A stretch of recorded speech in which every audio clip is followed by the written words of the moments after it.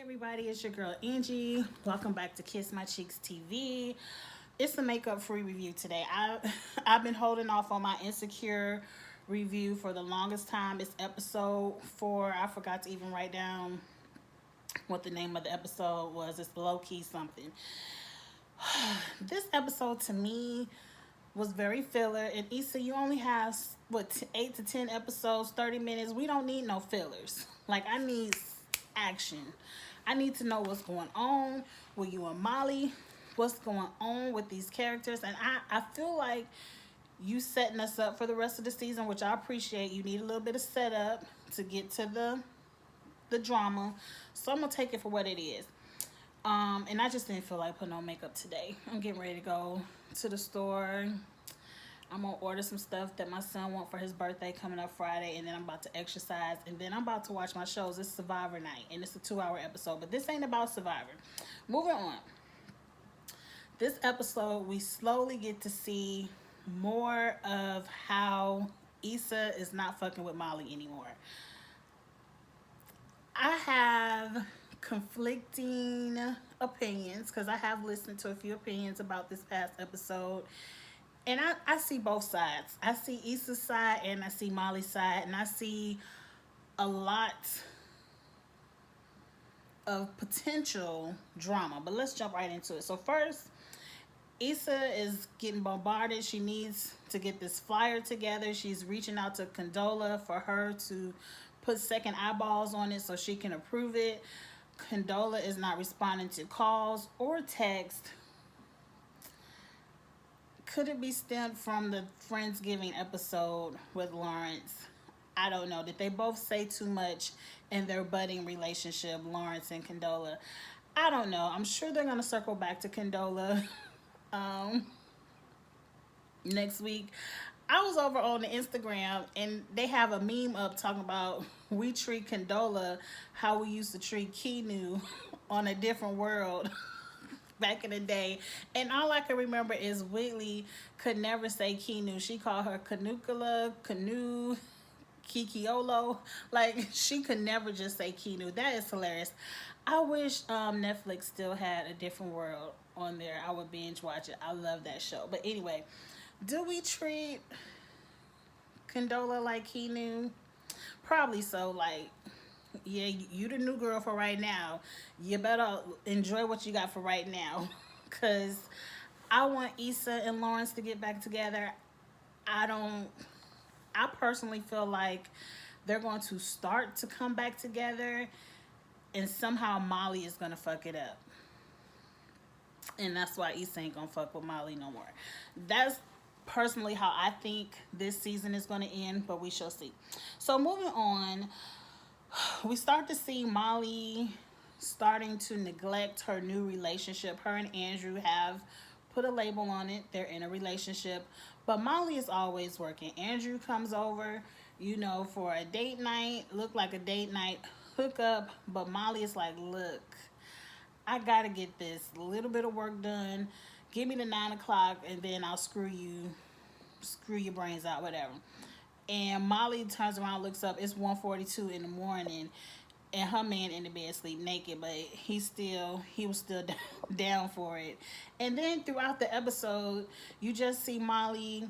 Andrew wants to go to the movies, and Molly's like, I'm over here with my girls, helping with the baby. Then I have work to do, maybe another time. And then you see Molly another time. She's in the office with her coworkers, and she was supposed to go to some kind of music review with Andrew something, and because one girl volunteers to work late, Molly is like, oh, I'll work late too, my man understands. Obviously your man don't understand, and you getting ready to lose him again. So we start to see that, and I'm happy by the end of the episode Molly gets it together. Molly is someone who I don't all the way understand her shoes because, yeah, in accounting, there have been times where, like, we've been on mandatory overtime, especially, like, during audit, especially during year-end, where we used to have to be on mandatory overtime, and every company had their different schedules, but it was never I remember one time, this is early on in my career, where we had some kind of no, we had a merger and we had to convert all of our GLs into a new system because of the merger, and it was on a strict timeline. And there were some nights then where we would stay up to midnight, 1 o'clock in the morning, just because we had to get stuff done. But that was very short lived. Like, I don't understand the consistently having to work and cancel plans. I don't understand that life. Like, yeah, during month end, I might work an hour or two over. Yeah, during year end, I might work a little bit of overtime for a week, but that's it. So I don't understand that I'm working so much lifestyle that Molly has, but I do understand her being a young African American attorney, female at that. She's at a new company and she's trying to further her career. So I do understand her having the balance of, yeah, I want this man and I want this family, but yeah, I don't want it to be at the expense of everything I've worked so hard for in my career. Like, I still am on the career grind as well. So I understand Molly. I just don't personally understand Molly. I'm gonna let Molly live for a little bit on that. So now the next scene I remember is Issa and Molly fighting over a parking space. And see, to me, this is the one of the breakdowns I understand, because I think I'm mostly, I feel like I'm more of a Issa than a Molly. So I feel like Issa always backs down to Molly because Molly has maybe in the past had to. Issa's the one who's always broken. Like, Molly is the fixer. Yeah, girl, you can come sleep on my couch. Even though Issa was the one in the relationship, Molly seemed to be the one who just had her life together. Yeah, girl, come sleep on my couch. Girl, I told you not to fuck with Daniel and you fuck with him anyway. Yeah, I'm gonna help you get rid of Daniel at this party. Like, Molly is always coming in as the fixer for Issa. And so Issa sometimes feel like Issa was at the parking space first, point blank, period. If I was Issa, I wouldn't have moved. Like, how did you get this parking space first when clearly I drove up on it, it was bagging into it, and you just got up to it, so obviously I got to it first. But Issa, being the nice one, and sometimes in the past, I'm the nice one. Like, Angie now would have been like, girl, I was here first. And it depends. It depends on what friend it is. Because if it's one of my good girlfriends and I just don't feel like arguing over a spot, I might just drive off and say, girl, you can have it. Just drive me, like Issa, drive me to my car when we leave. So, but I said all that to say Issa was in the right, because I didn't like how Molly, like, they were talking on the porch and Issa was like, I gave you that parking space. And she was like, how you gonna give me something that was already mine? And I'm like, bitch, see, that's why I wouldn't have gave Molly the parking space. That's why I wouldn't have gave it to Molly. Molly's the type of friend I wouldn't have gave it to because she feels entitled to it. And I don't know how you feel. And what pissed me off in that scene the most, when you and Issa are fighting over, I'm tripping up. I'm a road rage person. I tried to woo-saw. But so that's why that parking scene pissed me off. Because Issa is bagging into it and Molly is driving into it. How do you feel like that parking space is yours, Molly? Because once Issa said, fine, you can have it, you then pull up and bag into the parking space the way Issa initially was doing it. Which means Issa was there first. You ain't had no intention of driving into the parking space. That's a parking space. You was getting ready to parallel park. You got to pull up and do the parallel. So I'm over it. Let's move on. But Molly was wrong for that. She pissed me off for that.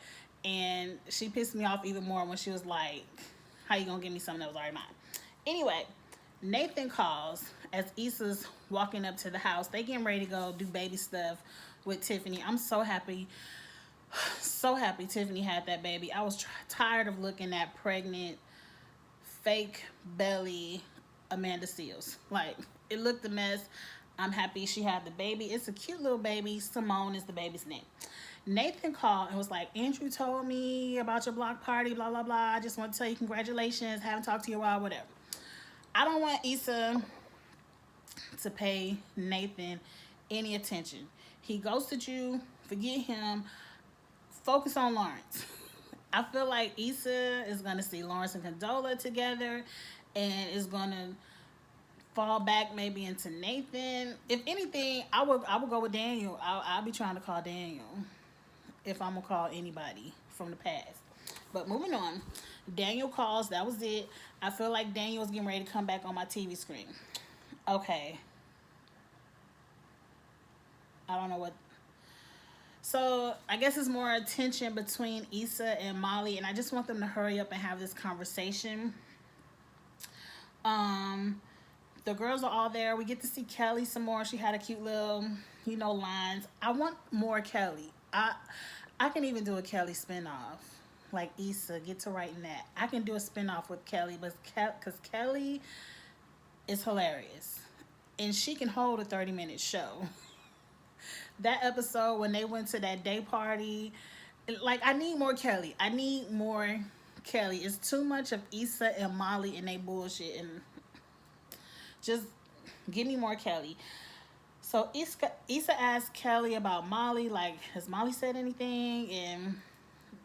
And then Molly asked Tiffany about Issa, like, Issa said anything about me? Like, talk to each other. I need you all to talk to each other, and I feel like what's really going to hurt your friendship is the miscommunication of you all not having that talk on Thanksgiving like you should have. And that's Issa's fault, yeah, but you can't run from it. Like, it's only doing your friendship more damage by further avoiding this conversation. But moving on, somewhere along the lines, Lawrence and Issa met up and they were talking, and it was a cute little conversation, just, I can already see it.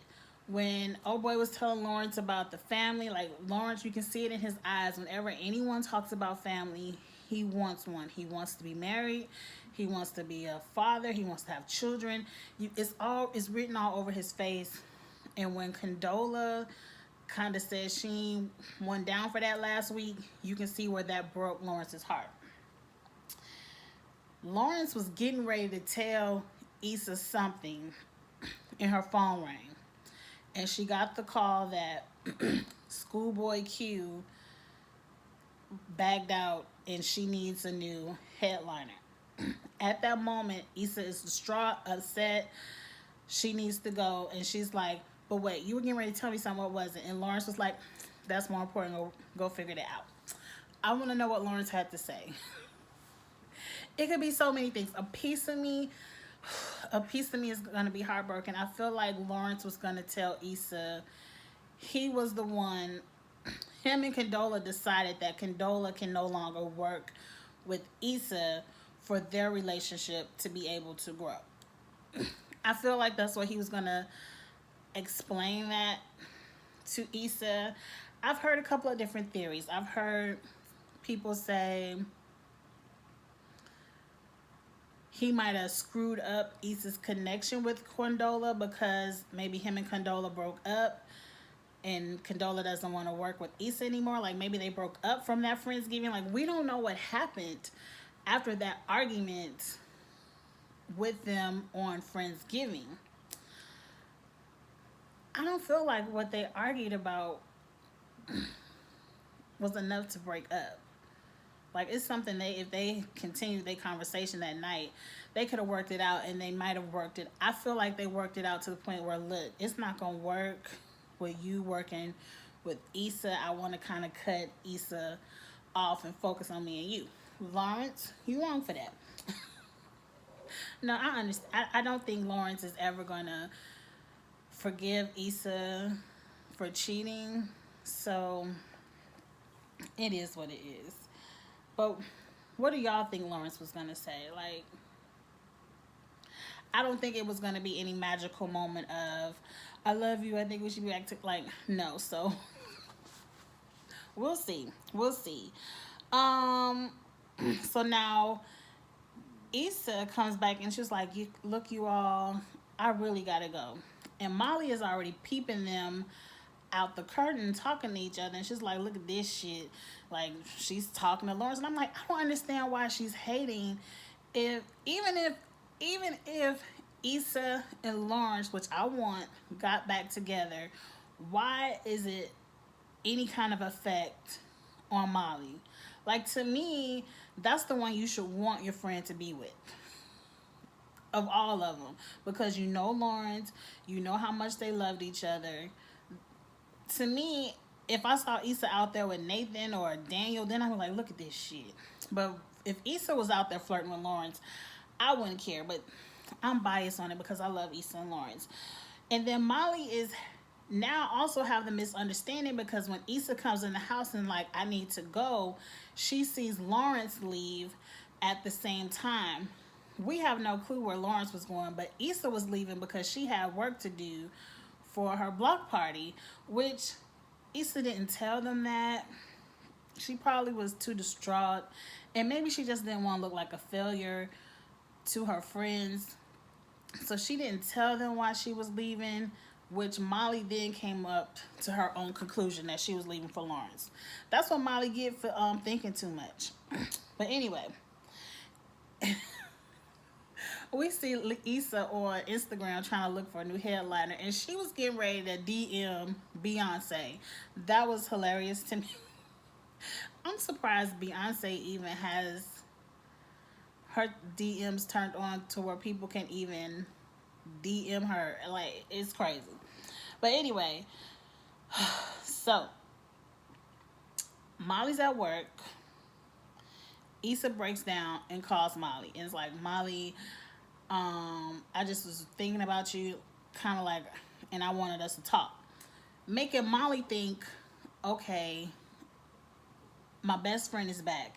Molly has already got into it with Andrew because, what was it? They had some kind of dinner date and they were supposed to go to a movie or something. Or Molly asked, you want to go to a movie? He was like, look, I've already made plans to go play poker with my friends. And she was like, well, damn, this is date night. And he was like, you usually cancel on me anyway, so I made plans, which I understood both sides of that, and I don't even want to get into that because we already talked about Molly and Andrew. So Molly thinks this is her opportunity to kind of vent to her best friend. And Issa was like, yeah, girl, yeah.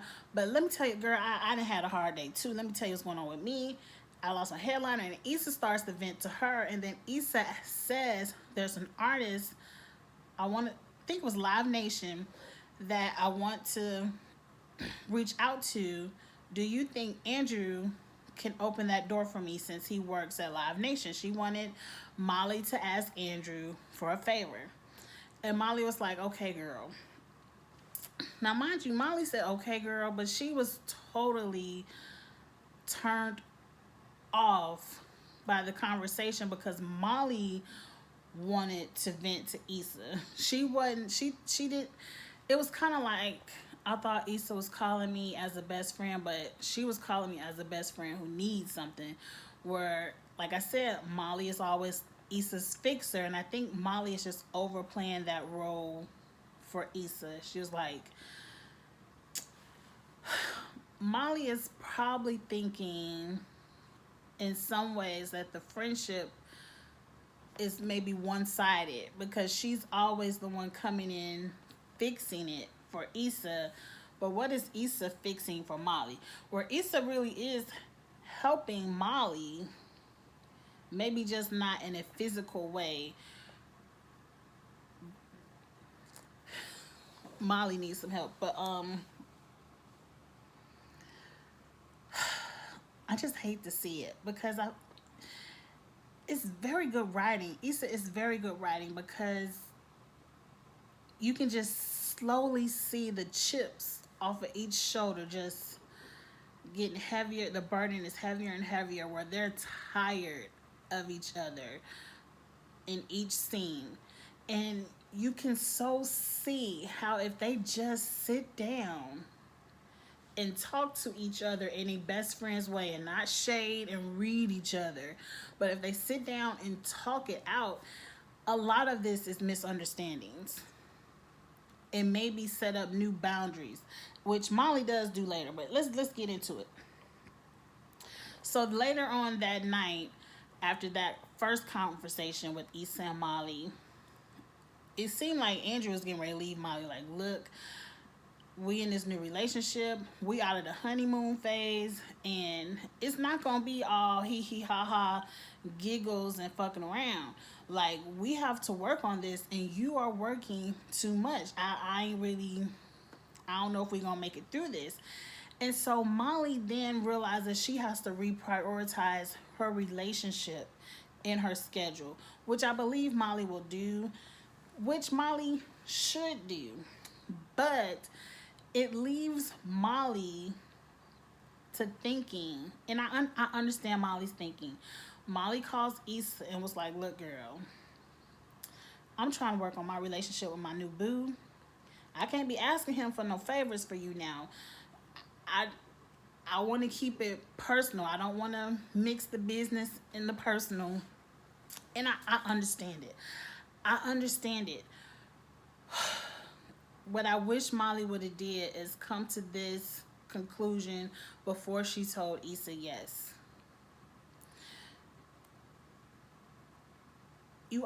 She already sees her man that had one deal fall through. I wouldn't do it. I wouldn't do it either. Maybe in a longer term relationship, like after her and Andrew been together a couple of years, Andrew and Issa have a building strong friendship between, themselves, by us being in a relationship, then I'd be like, Andrew, Issa really needs some help with this concert. And Andrew will care enough about Issa, be like, yeah, but their relationship is already new. They just is already fragile. And like he said, the honeymoon phase is over. Like, it's time to put in work. And the very first thing you don't want to do is be like, yeah, but let me use you. Because say whatever you want. Let me use you for your Live Nation hookup for my best friend. I understand Molly. Like, yeah, it was the bitch move because Issa, that's your best friend, and you could have at least asked. But I understand not wanting to mix that because you don't want. He's already looking at you a certain kind of way for working too much. I get it. I get it. But I get Issa too because you told Issa you would do it, and now Issa's kind of like, damn, I can't even count on my best friend to help me out. It's hard. It's really hard. It's really that's a hard one, cause it's some stuff I won't. You have to have a boundary when it comes to your professional career and your friendships. Yeah, black people love to hook up. Hook me up with this, hook me up with that. But at some point, especially when you have a family, and I know Molly and them ain't got no family or nothing, but especially it comes to some point in your career where you have to set a boundary on your hookups because you need your job. I need my job. I ain't got time. I can't hook you up with nothing. Nothing. I can't. Most people can't afford to put their jobs and relationships in jeopardy for your hookup. Read me in the comments if you disagree. But moving on, I feel like Issa, I've heard this theory that Issa is going to hook back up with Nathan and have Nathan go through Nathan to get to Andrew and just cut Molly out of it. That's going to piss off Molly. That's going to piss off Molly because I can already see Andrew going to Molly and be like, Issa's asking me to do something. Like, I can see that. But I feel like what Issa should do while she all over Instagram and your boy Daniel is working with, who was he working with? Young Thug, Travis Scott, whoever that was. Daniel is who Issa needs to call up and be like, Daniel, whatever you got to do. Because I feel like Lawrence would not be upset if he saw Issa out with Nathan. But Lawrence, it'd be all the way over if Lawrence ever caught Issa back out with Daniel. And I feel like that's gonna be what cuts it up with Molly and Issa, because Issa may reach out, and this is just my fan fiction theory. Issa may reach out to Daniel completely just to help her out with the block party. And at the same time, Issa and Lawrence may be rekindling. And I feel like Molly's hating ass would mention something about, yeah, we need to thank Daniel for helping you out with this block party. And then Lawrence would be like, oh, you still talking to Daniel? And then completely walks away from Issa. And then Issa's like, I ain't fucking with Molly. Like, I could see that coming full circle. I don't see her using Nathan to get to Andrew. Issa, you need to call Daniel. That's all that's all I gotta say. I can't wait for this to be a filler episode. I show talk way too much. But anyway, Issa girl, I can't wait to see it next week. Y'all go ahead and hit subscribe. Congratulations, Issa, on season 5. She's already been renewed for season 5. You better not take a whole nother summer off to go work on some movies. It's coronavirus. Get to writing season 5 right now. Get to writing right now, so we ain't gotta have this huge break like we did the last time. Anyway, like, comment, share, y'all, and I will see y'all next week. I'm gonna try to do it on a Monday, y'all. I'm trying not to be late. Throw a little bit of foundation on. Bye.